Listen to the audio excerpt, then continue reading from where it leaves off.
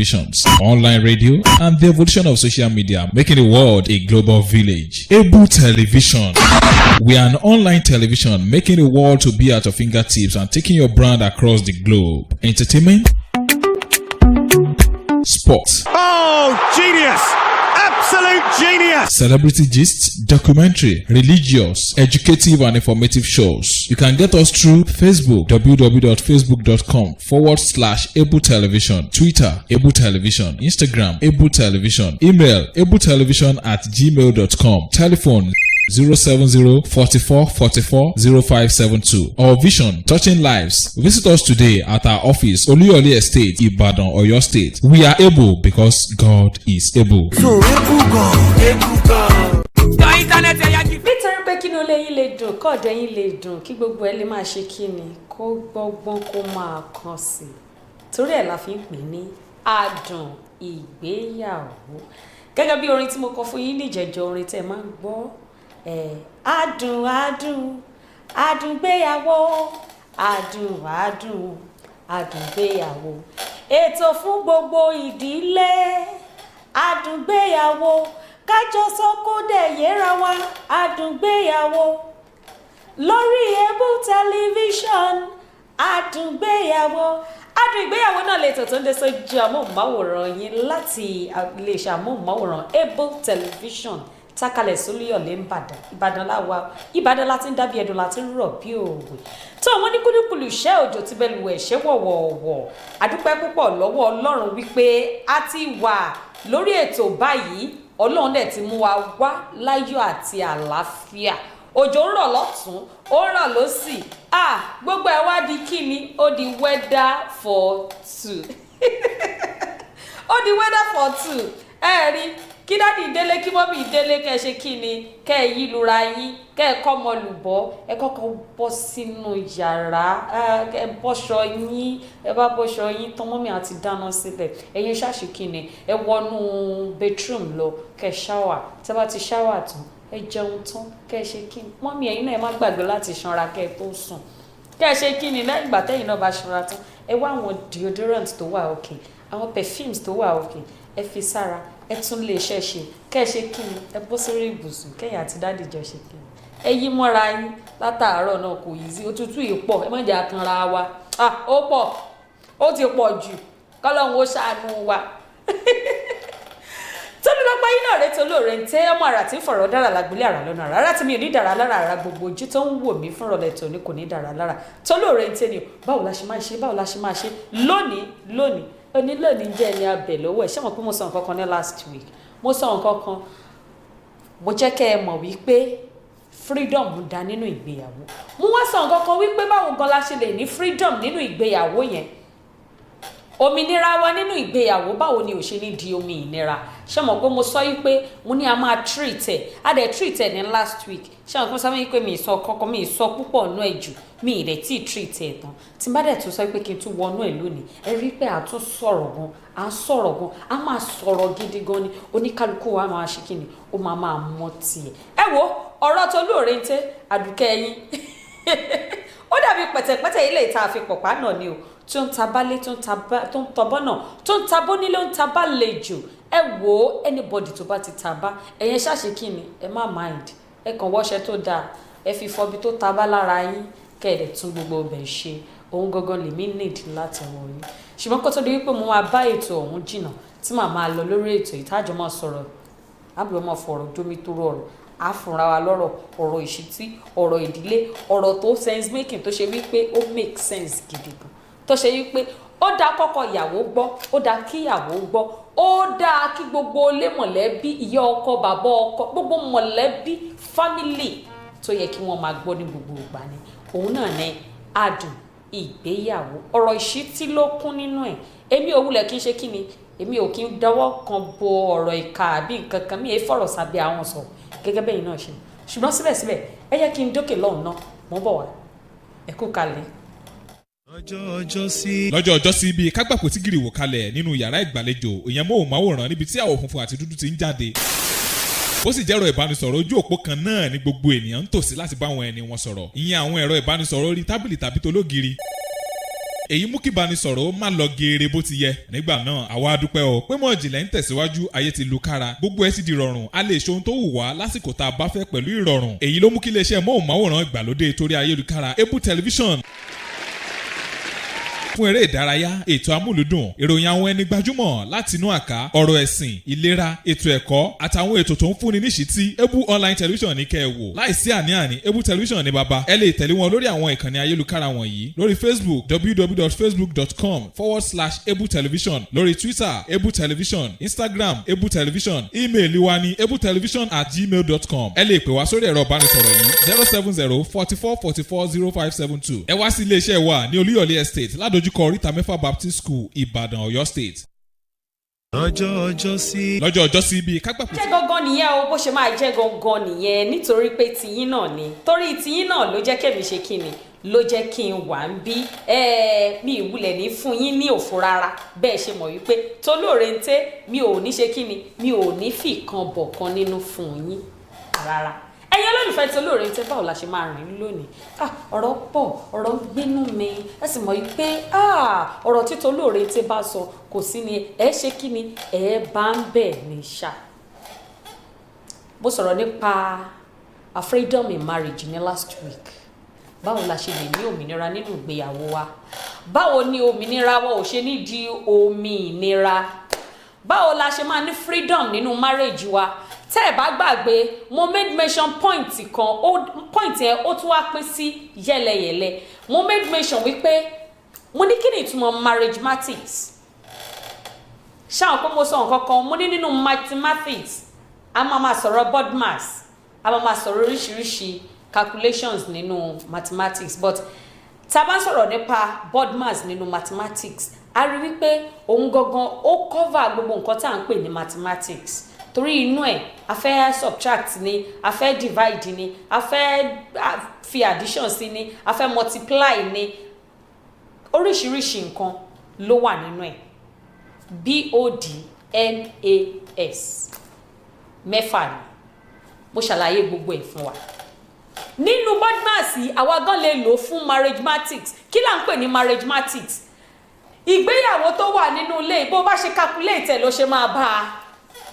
ìgbéyàwó tó wà nínú ilé ẹ̀ tí wọ́n gangan ń lò, tó bá ṣe calculate ìyàwó ẹ̀, ìgbéyàwó ẹ̀ ló ṣe máa bá a.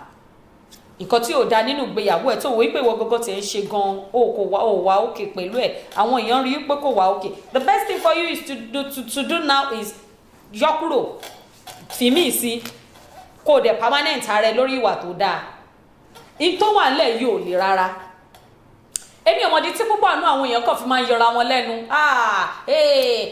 ọkùnrin mi àbí ọkọ mi ó ti máa ń ṣe gbádá, ó ti máa ń ṣàwò. ìwọ gógógógógó ṣó yẹra ẹ wò gẹ́gẹ́ bí obìnrin? ṣó yẹra ẹ wò gẹ́gẹ́ bí obìnrin? àwọn ọ̀nà tá a fi lè ní òmìnira nínú ìgbéyàwó wa ó pọ̀.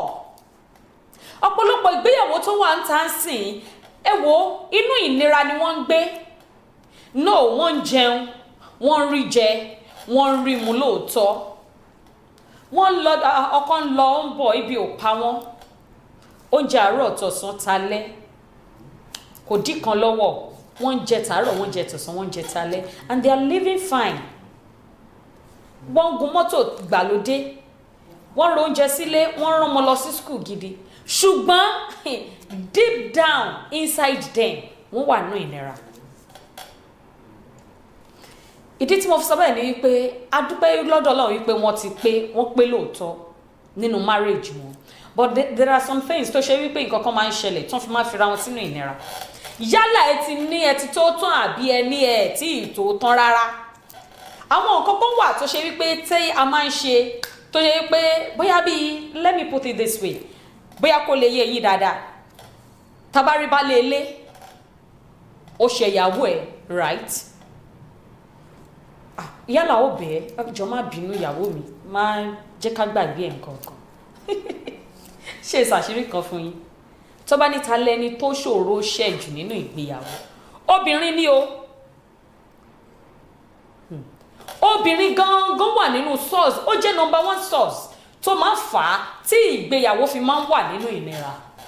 ẹ máa ní kí ló dé ẹ wò wípé ṣe bóbìnrin lòun náà kí ló mú tó ń sọ bẹ́ẹ̀ bẹ́ẹ̀ ni obìnrin ni mí ṣe rí èmi gangan Tolú Òrèǹté tí mò ń sọ̀rọ̀ mo bẹ̀rù ara mi because there are some things tí màá sọ pé mi ò lè ṣe at the end of the day màá bára mi bẹ́ẹ̀ I will do it yes mi ò lè ṣe lè mi ò lè ṣe Ọlọ́run má jẹ́ mi ò lè ṣe tó bá tó stage kan tó bá victimize ẹ dáadáa dójú àmì wá ṣe tó bá dé stage kan tó bá sọ wọ́n pé tó bá ti di pé ìnira yẹn ti pọ̀ jù ọkọ ẹ ó ní ẹ lára lọ́tún lọ́sì ó ò lè sọ wá ṣe àwọn nǹkan kan tó ṣe pé wàá ní sínú nínú ìnísínú tó ní ọkọ ẹ sínú yẹn lọ́nà kan àbí kejì ó máa níbi tó ń gbà affect o ó máa níbi tó ń gbà tó fi ń affect òun but at the end of the day púpọ̀ nú àwa obìnrin àmọ́ inú ìnira la wà number one ó fi rẹ̀ sínú ìnira inú ìdè ọkọ ẹ náà ó ti ẹ̀dídì kan mọ́ kejì ni ó mú kọ́kọ́rọ́ ó ti pa wá lọ mú kọ́kọ́rọ́ ẹ̀ wá lọ sọ́ sódò ni nítorí pé ó fẹ́ kó ní ìnira ó fẹ́ kó lómìnira wo mo máa ń sọ nǹkan kan mo ní pé gbogbo àwa obìnrin pátá áńgẹ́lì ni wá áńgẹ́lì ló jẹ́ lọ́ọ̀dẹ̀ ọkọ tiẹ̀ áńgẹ́lì lèmi jẹ́ lọ́ọ̀dẹ̀ ọkọ ti tèmi nítorí pé mo jẹ́ áńgẹ́lì fún ọkọ mi òun ló jẹ́ kí ọkọ tèmi ó máa lọ re kó máa bọ̀ re ṣó ti ń yé yín ṣá à explain mi kó lè yé pé wo kíní tó wà ọ̀rọ̀ tó wà lẹ́yìn kò le rárá tó o bá di ọkọ ẹ sínú ọ̀nà aláàfin tó o bá di ọkọ ẹ sínú kò sí nǹkan kan tó fẹ́ ṣẹlẹ̀ ọkọ ò lè wo ṣùṣù kó sọ wípé yes wípé ìyàwó mi o orí mi wú o ó di dandan kí n bẹ̀rẹ̀ sí ní nà kí n bẹ̀rẹ̀ máa ṣe gbádá ọkùnrin náà tó bá ti ń lo obìnrin mi tiẹ̀ tí ìfẹ́ sọ̀rọ̀ nípa ẹ̀ torí domestic violence ni ọjọ́ tí má máa sọ̀rọ̀ nípa violence mo máa múra yín wá gangan ni mo máa múra yín wá kí ló dé tá à ń fi wara wa sínú ìnira nínú ìdílé wa kí ló dé tá à ń fira wa sí ìnira nínú ìdílé wa tá à fúnra wa ní ìfọ̀kànbalẹ̀ tó tọ́ àti ètò yìí ìyàwó lọ lọ́tún ó bọ̀ ló ṣe ó dé kò sí nǹkan tó tó ìkẹ́ dáná fọ́kọ ẹ ṣe ohun tó tọ́ tó o bá ṣe ọkọ ẹ kúnlẹ̀ ẹsẹ̀ méjì má yẹ kó ní ẹ lára láti sọ ipò òkè mo kúnlẹ̀ fọ́kọ mi mo sọ wípé má bínú kò sí nǹkan tó bàjẹ́ nínú má bínú nínú marriage àwọn ọkùnrin míì tiẹ̀ wà tó yẹ pé èmi Ọlọ́run ò ní jẹ́ èmi ò wá bẹ̀ kó má bínú nídìílé tiwa ẹgbẹ́ obìnrin kan ò lè wá jẹ gàba lé wa lórí my dear man irọ́ pátá lẹ pa ẹ wò ẹ ń tanra yín ẹ kàn ń ṣera yín ni ẹ ń ṣera yín ni because kò sí nǹkan tẹ fẹ́ gé nínú ẹ̀ nígbà tẹ bá ṣe ìyàwó yín tẹ ẹ bá lè sọ fún wípé má bínú ìyàwó mi ibi tí ọ̀pọ̀lọpọ̀ ọkùnrin ti ń kọsẹ̀ lọ́dọ̀ ìyàwó ẹ̀ nìyẹn a máa fún ẹ lóúnjẹ lásìkò wo wà tún sọ pé lọ́kọ láya bíá ó tún máa jẹ́ kó o ṣe pẹ̀lú rọrùn bó ṣe wùn ẹ́ ó dẹ̀ nímọ̀ pé deep down in her nǹkan kan wà nínú ọkàn ẹ̀ obìnrin tó di ọkọ ẹ̀ sínú ọkọ ń gorí ẹ̀ o ọkọ ń jẹ oúnjẹ tó sè ìfẹ́ wà láàrin wọn ó dẹ̀ tún di ọkọ ẹ̀ sínú ṣẹ̀rọ pé irú obìnrin bẹ́ẹ̀ tí irú obìnrin bẹ́ẹ̀ bá dì yín sínú ṣẹ̀rọ pé nǹkan lè kò tiẹ̀ sí ni one way or the other nǹkan kan máa ṣẹlẹ̀ nǹkan kan sì máa wà tó máa ṣẹlẹ̀ I don't know mi mọ̀ bóyá gbogbo ẹ̀yin èèyàn pé bóyá ẹ máa ń reason sí kí la fẹ́ máa ṣẹra wa sí nínú marriage and learn how to say sorry woman learn how to say sorry to your spouse it is very very important. Kọkùnrin náà learn láti máa sọ sorry fún ìyàwó ẹ̀ àwọn nǹkan tó lè jẹ́ kí ìgbéyàwó wa gùn rèé kẹ́mi ìgbéyàwó gùn kì í ṣe wípé ká máa di wípé à ń kẹ́rù bọ́ta ó gbọ́dọ̀ kúrò nínú ilé mi ni ọ̀rọ̀ kò ò tí ì ní pé méjì ọkùnrin yẹn ti máa sọ wípé dọ́dọ́dọ́dọ́ you are leaving my house you have to go kí la bá lọ kí la bá bọ̀ definitely nǹkan kan wà níta there is something fishing níta mẹ́rin bóyá ẹ ti lẹ́ni tó ti wà òkè ju ìyàwó yín lọ ẹ wò wípé ó di dandan máa gbé ẹ sílé ẹ ti ń promise heaven and heart ẹ kàn promise my dear mo máa ṣe gbádá fún ẹ máa kọ́lé fún ẹ torí woman yẹn mo promise mo máa lé bọ́ta kò sí nǹkan tó fẹ́ ṣẹlẹ̀ kò lè ṣe nǹkan kan at the end of the day ẹ léyàwó yín bọ́ta ẹ wá padà gbéyàwó sínú ilé nìtàn ẹ wá sọ ipò náà yín ò dáa nǹkan ti ṣojú ọ̀nà yín ẹ rówó ná àìmọye ẹni tó ń rí pépà tó ń pè lówó nígbà tẹ́ ẹ bá ti kọsẹ̀ èpè kọ́ ẹ má jẹ́ ká tara àwọn obìnrin kọsẹ̀ ṣórí Ọlọ́run ti dá obìnrin ó ti dá wa áńgẹ́lì kan lobìnrin jẹ́ ẹ gbọ́ ni ẹ bá wa wí fún wọn pa wà níyọ̀ ayé kò yé wọn àwa níyọ̀ ayé o ìwọ obìnrin kan tó bá ń pè ọ́ níyọ̀ bó o bá lọ já ọbẹ̀ yìí nǹkan ti ṣe é má ti torí wípé nítorí pé o jẹ́ yọ̀ ayé kó máa ní ọkọ lára kó máa sọ wípé ṣe bọ́lá mi ló fi ń mí ṣebí nítorí pé mo wà lọ́ọ̀dẹ àgàgà àwọn obìnrin kan wà tó ṣe pé tó bá ti lọ sí church àbí wọ́n lọ káàkiri wọ́n jẹ̀yà sọ fún wípé ó ò gbọ́dọ̀ kọ́ ọkọ ẹ nítorí kí ọkọ ẹ lè máa rówó náà kó lè máa ṣe kinní kan wàhálà dé ìgbà yẹn gangan wọ́n ti di godmother nulẹ̀ àyàfi tí ìbá ṣe ń pọ́lá mi ló fi ń mí ló kù bí mo ṣe wà máa kúrò ní ilé ẹ kò dẹ̀ sí nǹkan kan tó fẹ́ ṣẹlẹ̀ mo máa kúrò èmi ní gí lẹ́yìn ọgbà níbo ló fọlọ́run sí tọ́lọ́run ò bá dá ẹ̀ ṣó máa rí fẹ́ má sọ̀rọ̀ ẹ̀ di pàtàkì Ọlọ́run gbà fún ẹni áńgẹ́lì ara ẹ̀ sì ń ṣiṣẹ́ torí báńgẹ́lì ara ẹ̀ ń ṣiṣẹ́ lọ́nà tó tọ́ àti ètò yẹ òun gangan lọ́lọ́run fi ń gbà fún ẹ ṣùgbọ́n tí áńgẹ́lì ti ń bẹ lára ẹ bọ́lọ́run ṣe dá ẹ tó bá fi lè padà lẹ́yìn ẹ kó o mọ̀ wípé o ti ṣe àṣemáṣe tí ò tọ́ sí baálé ilé ẹ sí ọkọ ẹ sí ajé orí ẹ tó ń súnmọ́ ẹ ní gbogbo ìgbà tó ń gorí ẹ ní gbogbo ìgbà nítorí pé àṣẹ wà nínú ẹ wò mo ọ̀pọ̀rọ̀ mi ń dùn mọ́ yín ẹ̀yin olólùfẹ́ tó lóore ń tẹ́ Adùn Ìgbéyàwó lẹ́tọ̀ láti iléeṣẹ́ amóhùnmáwòrán Able Television online TV ni mo máa ń sọ fún yín pé kẹ́ má gbàgbé ẹ share videos yìí ẹ share gbogbo nǹkan tẹ́ bá rí tá à ń ṣe lórí Able Television ẹ lọ máa share you just go to your Facebook ẹ lọ search for Able Television and like tẹ́ bá ti like ẹ share àwọn videos yìí sáwọn friends yín tag them share it to other social media and let people know much about this program kẹjẹ káwọn èèyàn mọ̀ much nípa ẹ wo mò ń bọ̀ wá ká tí wá ṣe kí ni ká tí wá bẹ̀rẹ̀ ká máa sọ ni mo ọ̀pọ̀ ń dùn wọn but ẹ jẹ́ ìdókè lọ́hùn náà mò ń padà bọ̀. ìwòkalẹ̀ nínú yàrá ìgbàlejò èèyàn móhùnmáwòrán níbi tí àwọ̀ funfun àti dúdú ti ń jáde. ó sì jẹ́rọ ìbánisọ̀rọ̀ ojú òpó kan náà ní gbogbo èèyàn ń tòsí láti bá àwọn ènìyàn sọ̀rọ̀ ìyẹn àwọn ẹ̀rọ ìbánisọ̀rọ̀ orí tábìlì tàbí tológiri. èyí mú kí ìbánisọ̀rọ̀ máa lọ geere bó ti yẹ nígbà náà àwa dúpẹ́ o pé mọ̀ ìjìnlẹ̀ ń tẹ̀síwájú ayé ti lu kára gbogbo ẹ̀ sì di rọrùn a lè ṣe ohun tó wù wá lásìkò tá a bá fẹ́ pẹ̀lú ìrọ̀rùn èyí ló mú kí iléeṣẹ́ móhùnmáwòrán ìgbàlódé torí ayélujára Able Television fún eré ìdárayá ètò amúlùdùn ìròyìn àwọn ẹni gbajúmọ̀ láti inú àká ọ̀rọ̀ ẹ̀sìn ìlera ètò ẹ̀kọ́ àtàwọn ètò tó ń fúnni níṣìítí Able online television ní kẹ́ ẹ wò láìsí àní-àní Able television ní bàbá ẹ lè tẹ̀lé wọn lórí àwọn ìkànnì ayélujára wọ̀nyí lórí Facebook www.facebook.com/Able television lórí Twitter Able television Instagram Able television email wa ní abletelevision@gmail.com ẹ lè pè wá sórí ẹ̀rọ ìbánisọ̀rọ̀ yìí 070-4444-0572 ẹ wá sí iléeṣẹ́ wa ní Olúyọ̀lé Estate ládojúkọ oríta mẹ́fà Baptist School Ìbàdàn Ọ̀yọ́ State.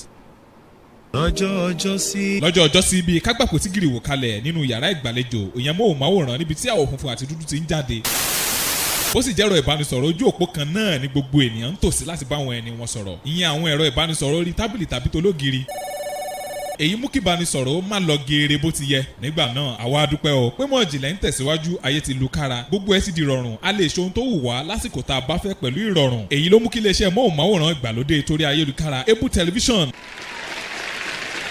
fún eré ìdárayá, ètò amúlùdùn, ìròyìn àwọn ẹni gbajúmọ̀ láti inú àká, ọ̀rọ̀ ẹ̀sìn, ìlera, ètò ẹ̀kọ́ àtàwọn ètò tó ń fúnni níṣìítí. Ebu online television ní kẹ́ ẹ wò. Láìsí àní-àní, Ebu television ní baba. Ẹ lè tẹ̀lé wọn lórí àwọn ìkànnì ayélujára wọ̀nyí lórí Facebook www.facebook.com/Ebu television, lórí Twitter Ebu television, Instagram Ebu television, ímeèlì wa ní ebutelevision@gmail.com. Ẹ lè pè wá sórí ẹ̀rọ ìbánisọ̀rọ̀ yìí 070-4444-0572. Ẹ wá sí iléeṣẹ́ wa ní Olúyọ̀lé Estate ládojúkọ Oríta Mẹ́fà Baptist School, Ìbàdàn, Ọ̀yọ́ State.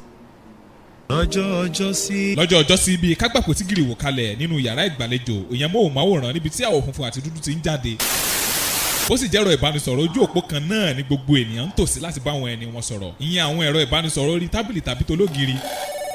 Èyí mú kí ìbánisọ̀rọ̀ ó má lọ geere bó ti yẹ. Nígbà náà àwa dúpẹ́ o pé mọ̀ ìjìnlẹ̀ ń tẹ̀síwájú, ayé ti lu kára, gbogbo ẹ̀ sì di rọrùn. A lè ṣe ohun tó wù wá lásìkò tá a bá fẹ́ pẹ̀lú ìrọ̀rùn. Èyí ló mú kí iléeṣẹ́ móhùnmáwòrán ìgbàlódé torí ayélujára Ebu television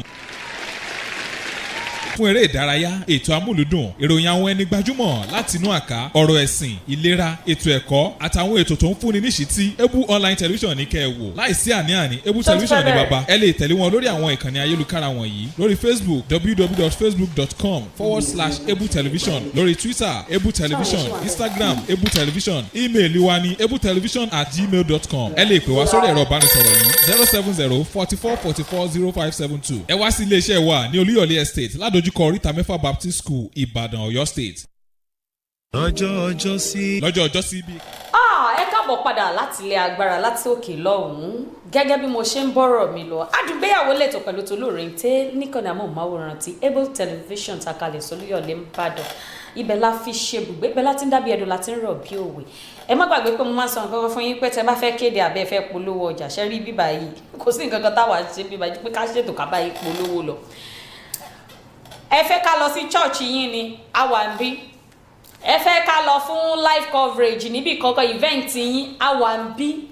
Abẹ́yìn ṣe wedding gangan, ẹ fẹ́ ká máa gbé live and direct, ẹ fẹ́ kó máa wò ó lórí social media, ẹ fẹ́ kó wà live, a wà ń bí o, àwọn òkúkú lọ bì kankan, a wà ní iléeṣẹ́ yìí, a wà lólúyọ̀lé extension ní Ìbàdàn, ibẹ̀ la kalẹ̀ sí. Adùngbéyàwó pẹ̀lú Tolóòrèǹté. Gẹ́gẹ́ bí mo ṣe ń sọ lọ, ọ̀rẹ́ lómi máa sọ pé ẹnu ẹ ti mú jù, ẹnu iná ní kọ́lọ́ ń ṣàánú mi, kì í ṣe pé ẹnu mi mú. But I'm saying the fact. The fact still remains the fact. Ó dúró pa síbẹ̀, ṣẹ́rí òdodo ọ̀rọ̀ máa jẹ́ òdodo ọ̀rọ̀ ni. Ẹ jẹ́ ká wí. Tá a bá wí, tẹ́ ẹ bá gbọ́, òun ló pé àwa. Nítorí pé ẹjọ́ táwa gan attend sí láàrin a week, ẹ wò ó máa ń mórí fífọ́ wá. See, there are different files on my table tó ṣe pé èmi gan dídí yẹn attend sí. Tó ṣe pé mi máa ń sọ fẹ́ lómi ẹ wo, ẹ padà wá lọ́la, because I don't know what to say again. Ó ti ń kọjá imagination. Rate tí ọ̀pọ̀lọpọ̀ inú ilé fi ń dàrú, ó ti ń pọ̀ jù. Tẹ́ bá rélé, ẹjọ́ kan tẹ̀ wá níwájú mi lẹ́nu ọjọ́ mẹ́ta ìtẹ́nìkan sọ wípé mo fẹ́ divorce ìyàwó mi. Kí ni reason tẹ́ fẹ́ divorce ìyàwó yín? Ó ní kò good. Kò good lọ́nà oúnjẹ ni ò mọ̀ sí ni. Àbí kò good nínú ìwà. Àbí kí ló ṣe? Ó ní kò good lórí bed. But irú ẹni tó mú ẹjọ́ yẹn wá o, ẹ máa wò wọ́n ti kọ́kọ́ fẹ́ra wọn lójú ọ̀nà o. Marriage wọn ò tí ju 3 years lọ. Ẹ rí pé inú ìnira wọn jọ wà nínú marriage wọn. And there is a way láti dojúkọrú problem bẹ́yẹn. There is a way tẹ́ fi lè treat ẹ láàrin ara yín tí ò dẹ̀ ní sí problem. Ìyàwó ẹ̀gbọ́n ti wà first láti sọ pé okay máa lọ síta nǹkan tó bá ti wọ̀n ẹ́ lọ máa ṣe ń ta. Just let me be. Jẹ́ kí n wà nínú ilé. Ẹjọ́ tó bá ti wọ̀n ẹ́, tó bá ti wò pé ó kàn wọ́n ẹ́ kó feel me, just come. Ọkọ ẹ̀ ṣáà insist ni wípé dandan you must go, you must. Mo ní uncle kò tí ì yẹ tó bẹ́ẹ̀. Ó ní aunty mo fẹ́ divorce ẹ̀. Ṣé nǹkan mi wà nídìí ọ̀rọ̀ yìí? Ẹ jẹ́ á gbọ́. Ó ní kò sí nǹkan kan. Ó ní it's just like it is not. She is not good. She is not good. She is not good on bed. Kí la máa ṣe? And there is something. Ṣé mọ̀ wípé tí tọkọtìyàwó bá fẹ́ fẹ́ra wọn, látòjú ọ̀nà torí àwọn láyé fi máa ń wà ẹ date ara yín for years lójú ọ̀nà kì í ṣe pé ẹ ríra yín lónìí ẹ ríra yín lọ́la ẹ dẹ̀ sáré rush into that marriage ẹ múra yín lọ sórí altar. Mọ ìwà A mọ ìwà B oníkálukú ẹ mọ̀ wá ara yín at the end of the day so ẹ máa wà compatible and then during your courtship lẹ́ máa mọ̀ maybe you are compatible or not. So by that time ó yẹ kóun náà ti lè mọ̀ wípé kò good ìgbà yẹn òun ronú pé òun fẹ́fẹ́ náà wọ́n ti fẹ́ra wọn sílé náà wọ́n sọ fún mi pé òun ò convenient mọ́. ṣé àwọn pé ní tí à ń pè ní libido ṣé àwọn pé ó máa ń high jura wọn lọ the rate tẹ́lómi fi máa enjoy sex ó yàtọ̀ sí tẹ́lómi máa low tẹ́lómi máa high but tí irú combination yẹn bá lọ wáyé there will be problem because there will be cheat máa wà from one party nisha and this woman admitted pé kí cheat wà ó dáa náà ṣàrọra fòun lẹ̀ ọkùnrin ní àfikún lọ ẹjọ́ kí ni kò ṣe. Mo dẹ̀ sọ fún wọn èmi ò lè agree wípé kẹ́ jẹ́ kíyàwó yín lọ because ó máa níbẹ̀ ṣe máa ṣe. You can even place your wife on drugs kì í ṣe pé kó máa mú nǹkan líle o àbí nǹkan kan ó ní ọ̀nà táwọn olóyìnbó fi máa ń ṣerú ẹ̀ yes to increase her. Why can't you go for that? Ó ní àní lásẹ̀ àní mi ṣe mọ́ ní sẹ́ nǹkan mi wà ní ọ̀rọ̀ at the end of the day mo ní kàn lọ family wọn ni kí wọ́n lọ bá family àwọn méjèèjì maybe they can still settle it. Oríṣiríṣi nǹkan létí wá ń gbọ́ ṣe bóbìnrin kan nìyẹn ṣẹlẹ̀ sí ẹ jẹ́ wá wo obìnrin yẹn ó bímọ kan ìgbà tán bímọ kan lọ́kọ tó mọ̀ yìí pé tọ̀ òun ò fẹ́ kó ṣe kì í ṣe pé kò róyún ni o and why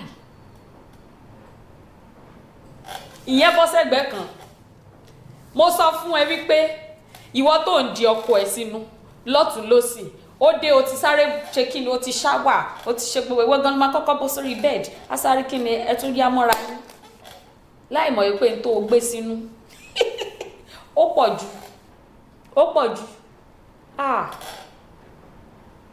ó wá di pọkọ ẹ lọ ó ra mọ́tò kan lónìí gba kò tí ì lo mọ́tò yẹn tó 3 weeks kò lo tó 3 months ya mọ́tò ti bàjẹ́ contract tán fẹ́ gbé fọ́kọ ẹ̀ kò rí ìgbà mọ́ ọwọ́ ẹ ló wà torí pé nǹkan kan wà nínú ẹ ni inú ẹ tí nǹkan wà yẹn ọkùn ẹ gorí ẹ ní gbogbo ògbà àṣì Ọlọ́run la pè ìbálòpọ̀ ṣé o ti gbàgbé ni a pè ìbálòpọ̀ ní àṣì Ọlọ́run nítorí pé Ọlọ́run fi ìbálòpọ̀ mímọ́ sí àárín Ádámù àti Éfà ìgbà tí Ọlọ́run dá Éfà tó dá Ádámù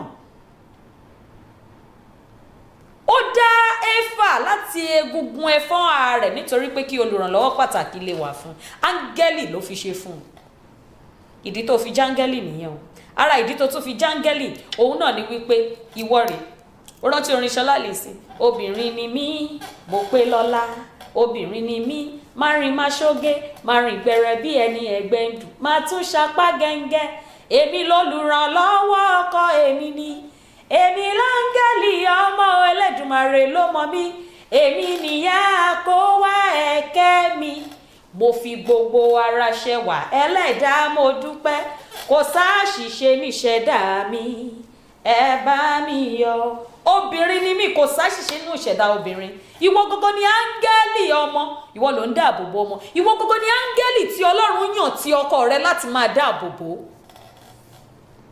torí ẹ dákun ẹ̀yin ọkùnrin tí ipá yín ò bá fẹ́ tí ò bá gba wípé kẹ́ ẹ fẹ́ ìyàwó méjì don't do it ẹ má ṣe kí má bàa fira yín sínú òmìnira títí láéláé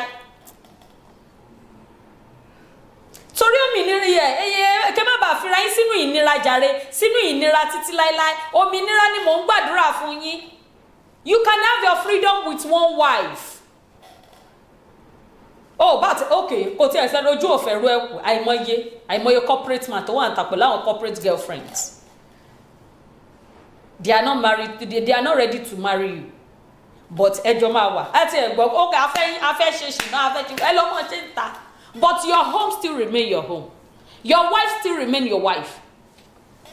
Má jẹ́ kí tìta má yẹ kó palẹ̀ lára, má yẹ kí girlfriend yẹ kó máa pa ní orí ẹ̀ lára. At all. It can't be. inú ilé ẹ ó gbọ́dọ̀ ṣe kí ni kó stand kó firm. You have to take your home as your life. Take your home as your heart. Take your home the way you protect your eyes. Ẹ̀yin ojú ẹ ní fẹ́ kí nǹkan kan ṣe ẹ̀yin ojú yín. Ẹ jẹ́ kí inú ilé yín jàrá báyìí. Ẹ jẹ́ learn how to take care of your home. Learn how to seduce your wife. Learn how to make her happy. Learn how to make everything comfortable for her. Kì í ṣe wípé bóyá pé ká wá máa múnira kẹ́ máa fi kọ́bìnrin náà máa fi ní ìwọ obìnrin náà. Learn how to seduce your husband. Seduce ọkọ ẹ. Wọṣọ tó bá wà òkè tọkọ ẹ mọ̀ wípé yes ó lè wọ̀. Tó ṣe wípé ọkọ ẹ máa rí báyìí ó máa like ẹ. Kì í ṣe pé gbogbo ìgbà ló mọ̀ dá gáùn bolẹ̀. Wọ́n fi rẹ̀ sínú ìnira. Kí ló dé? Wọṣọ gidi. Àwọn aṣọ kan wà tó ní pé tọkọ ẹ bá rí lára àwọn obìnrin ta. Ṣe ló rà pé wọ́n tan bluetooth sílẹ̀. Ó máa múra wọn ni. Tó yẹ pé tó bá rí wọn báyìí a máa wo pé yé kí lọmọ ìwọ yìí. Má ti torí wípé nítorí pé o ti jẹ́yàwó ilé àbí kẹ́ ẹ̀ pé bóyá pé ọkọ ẹ jẹ́ nìkan tó ṣe wípé ọkọ mi ò ní láìkẹ́ ta ló sọ fún ẹ àìmọye nǹkan tó kọ ẹ rí ìta. Wọ́n nínú ilé ni mọ̀ wọ́n lọ ta o because àwọn ọkùnrin kan wà wọn ò ní fẹ́ kíyàwó wọn wọrú aṣọ yẹn bọ́ síta wọ́n ètò wọ́n nínú ilé ó dé láti ibi iṣẹ́ ìwọ́kọ̀ surprise ẹ̀ lálẹ́ wọ́n àwọn aṣọ yẹn tó dáa àwọn skippy tó wà òkè má lọ́dọ̀ wò níwájú ní face me face you èmi ò sọ bẹ́ẹ̀ o mi ì ní kẹ́ ẹ lọ́dọ̀ wò ní face me face you ìwà ẹ̀yin tẹ́ ń wò mí tó yẹ pé lè face me face you lẹ́ ń gbé èmi ò ní kẹ́ ẹ wọ èmi ò dá wàhálà alẹ́ o kọ́ sẹ́ pé Tolú òrèǹté lóní kọ́ máa wọ rárá o ẹ rántí pé lè face me face you lẹ́wà kọ́ má di pé ẹ má lẹ́ wọ fọ́kọ yín bàbá Rámọ́ ló ń gan yín kó má lọ dì bẹ́ẹ̀ kò ní da rárá ẹ jọ̀ọ́ ẹ kàn ṣe kí ni ẹ máa adjust àwọn ìwà yẹn. Learn how to seduce your husband. Call him pet name. Hello honey, hello darling, hello ọkọ mi, àyànfẹ́ mi. Pè lórí kí ẹ let him know wípé ó exist. Àwọn nǹkan tá a fi ní máa fi ra sínú ìnira líle.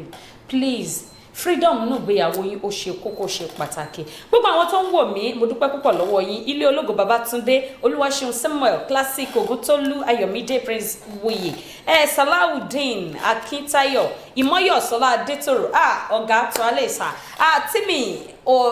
Tímì Lóńgẹ́, Samuel Ògúnnígà JP, Alhaji Rashidi Ayinde Ekrolesa. Thank you very much for watching me, Sir Alhaji. Ẹ ṣé sir. Ọlámípọ̀sí Akínyọ̀dé. Ẹ ṣé púpọ̀. Joseph Ọlásùrù Sàrùmí láti UK. From US. Thank you very much. Abáyọ̀mí Egunjọbí from London, from UK. Thank you for watching me. Gbogbo ẹ̀yin tí mo rí àtẹ̀yin tí mi lè dárúkọ mo dúpẹ́ púpọ̀ lọ́wọ́ yín.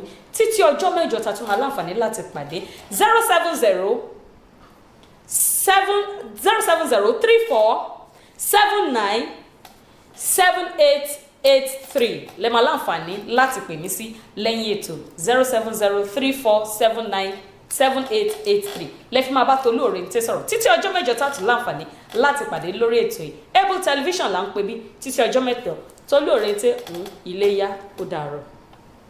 The world has moved from analog to digital era, making things to come at ease. Computers, smartphones, cable networks, LCD or LED televisions, online radio, and the evolution of social media, making the world a global village. Able Television. We are an online television making the world to be at your fingertips and taking your brand across the globe. Entertainment, sports. Oh, genius!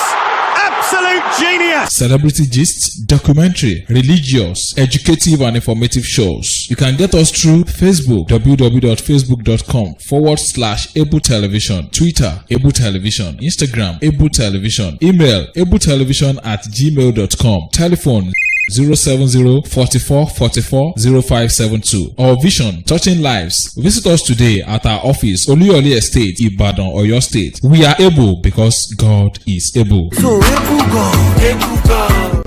Internet The world has moved from analog to digital era, making things to come at ease. Computers, smartphones, cable networks, LCD or LED televisions, online radio, and the evolution of social media, making the world a global village. Able Television.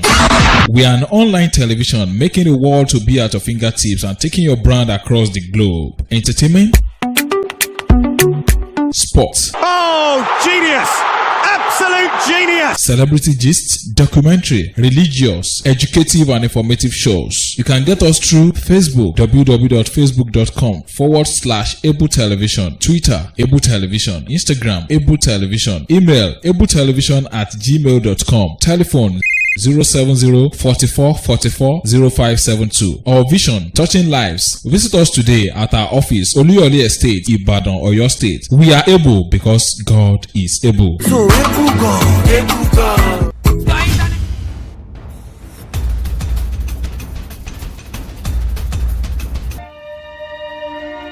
Able Television, touching lives. Kò tí gìrì wò kalẹ̀ nínú yàrá ìgbàlejò ìyẹn móhùnmáwòrán níbi tí àwọ̀ funfun àti dúdú ti ń jáde. Ó sì jẹ́ ẹ̀rọ ìbánisọ̀rọ̀ ojú òpó kan náà ní gbogbo ènìyàn ń tòsí láti bá àwọn ẹni wọn sọ̀rọ̀. Ìyẹn àwọn ẹ̀rọ ìbánisọ̀rọ̀ orí tábìlì tàbí tológiri.